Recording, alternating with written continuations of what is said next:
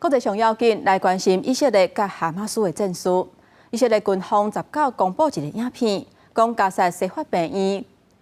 地下磅空，去互哈马斯用来暗号因的恐怖活动，而且讲部分的人质嘛轰掠去遐。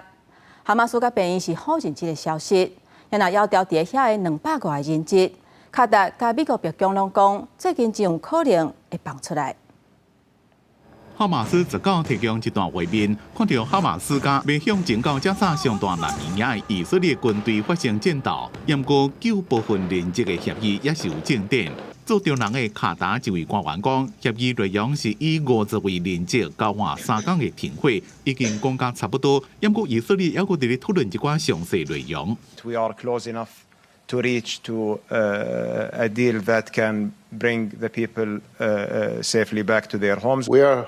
hopeful that we can get a significant number of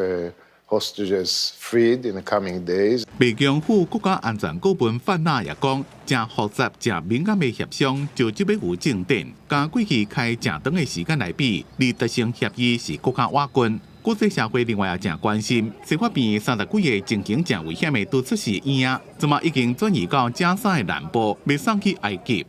以色列军方公布一段影片，在西法边地下有一条长55公尺、深10公尺的地下磅空，讲哈马斯就是用这来暗号因的恐怖活动。另外一段是看到以色列士兵被带入去边内面，其中一个人被杀害，不过拢互哈马斯甲边好啉。哈马斯健康部门讲，以哈冲突以来，巴勒斯坦已经有13000人死亡，其中有5500个囡仔。公司新闻吴文玲编辑。